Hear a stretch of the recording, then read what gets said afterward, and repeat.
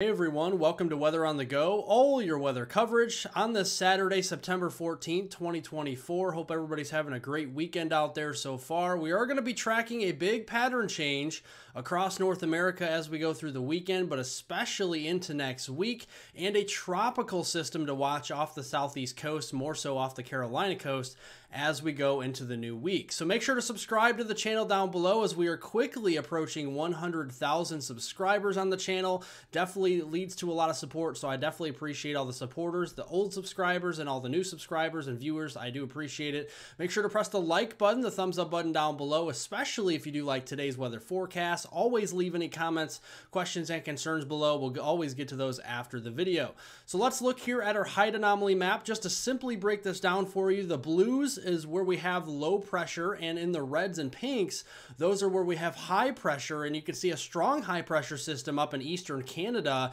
is controlling our weather. A lot of dry weather up there, a lot of unseasonably warm weather up there as well. We have a little bit of low pressure down here near the southeast, bringing renewed chances for heavy rain and flash flooding, and the remnants of Francine continue, and then a stronger trough out west across portions of the Pacific Northwest in particular, across Washington State, Oregon, and Northern California for the weekend.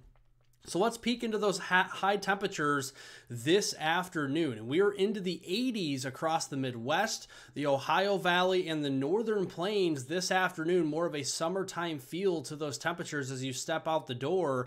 And waking up for any church services or any errands you have to run Sunday morning, looking a-okay as well. Temperatures will be starting off in the 50s and 60s, a nice refreshing air mass across the United States. A little bit cooler though, with that trough coming in across the Pacific Northwest. Areas over here, especially in those higher elevations, could be waking up in the 30s and the 40s. Sunday afternoon, we get a bit warmer across the plains in the upper Midwest. We're going to be a handful of degrees warmer in places like the Twin Cities tomorrow afternoon, up to 86 degrees, 93 in places like Rapid City, South Dakota, and 87 in Des Moines, Iowa, 88 in Kansas City tomorrow afternoon. Any precipitation we see is really going to be tied to any tropical moisture down here in the southeast. Very narrow corridor where we could be seeing several inches of accumulating rain from Tennessee down into parts of Mississippi, Alabama, Georgia here. As we go through today, that will continue in that narrow corridor, renewed chances of showers and storms, and some of those could be heavy as we go into tonight, and then especially as we go into Sunday as well. So we're going to be adding up the moisture down here, and we could be seeing 1 to 3 inches worth of rainfall here from eastern Arkansas into Tennessee, especially western Tennessee there, into parts of Mississippi, central Alabama especially, and then down into southwest Georgia. 1 to 3 inches of rainfall will be coming, and that could lead to some flash flooding out there. The Weather Prediction Center does have that slight risk for flash flooding stretching from just east of Memphis, Tennessee, down into places like Tupelo, Mississippi, Birmingham, Tuscaloosa, and Montgomery, and then down into the Dothan, Georgia area as we go through today. That shifts a little bit further off to the west as we go into tomorrow on Sunday, covering more of the Jackson metro area in Mississippi, Tupelo once again, and then down here into portions of southwestern Alabama on Sunday.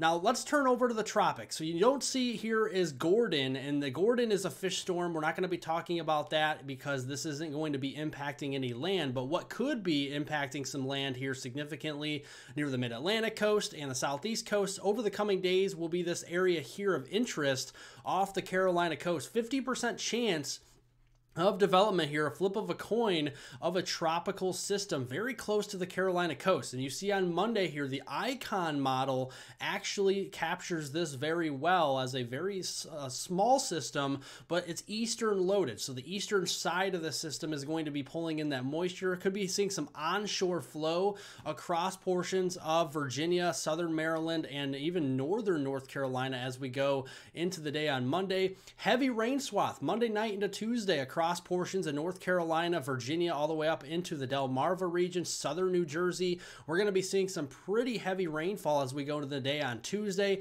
and then that becomes a little bit more sparse as we go into Wednesday here, with the moisture mainly moving up toward Hartford, New York City, and Boston by midweek. It's going to be adding up though. This is also going to be a moisture-laden system. We could be seeing over 3 to 5 inches worth of rain for areas, big cities like Boston, into portions there of Philadelphia down here into Washington, D.C., all the way down into portions of the Norfolk area into North Carolina, Richmond, Virginia. So we're going to be adding up the moisture during that Monday, Tuesday, and Wednesday time frame as we go into the early and middle portion of next week. And speaking of next week, we have a pretty classic signature here on the height anomaly map. Remember, the blue is low pressure and the reds and pinks, those are high pressure. We still see that high pressure up here in Canada as we go through the new week. We have that low pressure that we're talking about with heavy rainfall next week here into the mid-Atlantic coast we just mentioned, and then a big trough coming in. We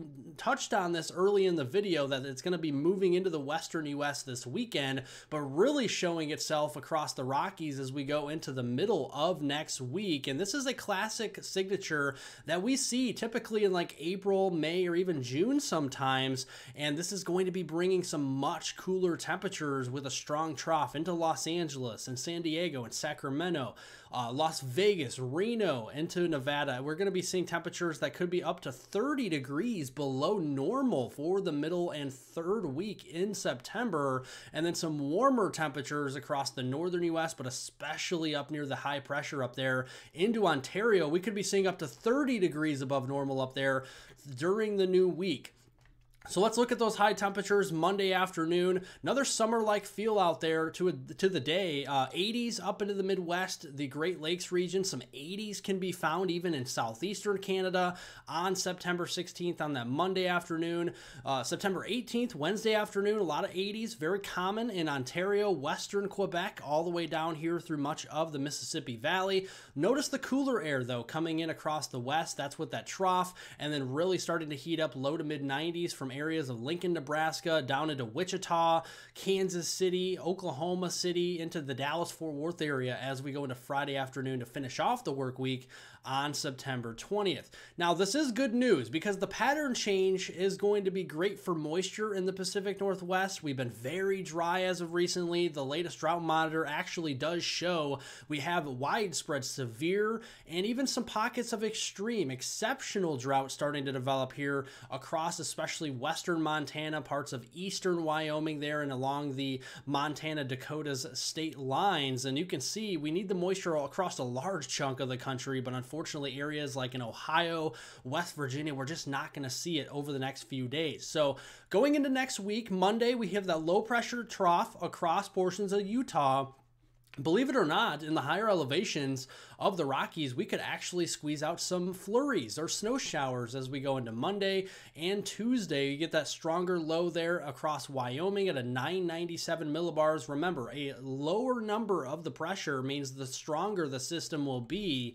And then as we go into the middle of next week, and including 997 millibar low up there into Alberta, Saskatchewan, but a new low pressure system could spark some severe weather, at least isolated to scattered coverage of severe storms up and down the plains as we go into Wednesday. Thursday looks like a kind of a transition day, maybe some snow showers out there in western Wyoming in the higher elevations and near Salt Lake City in the higher elevations.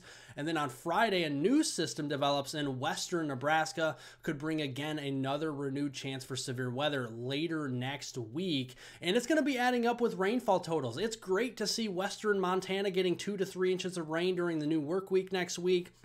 It's great to see the northern plains, parts of the upper Midwest, like into Minnesota, the Hawkeye State of Iowa there, the western part of the Hawkeye State, seeing some moisture. And even down here in the panhandle of Texas, it's nice to see as well. A couple inches of rainfall will be on the way for the new week, and we'll be tracking it for you right here on this channel. Thank you all for watching. Make sure to subscribe to the channel down below for the latest weather information right at your fingertips. We got you covered with any latest videos and live streams. Make sure to turn on all post notifications for those videos and those live streams in the future. Like the video by giving it a thumbs up down below. Very important. Make sure to leave any comments, questions, and concerns below. We'll always get to those after the video, and I hope everyone has a wonderful rest of their weekend out there.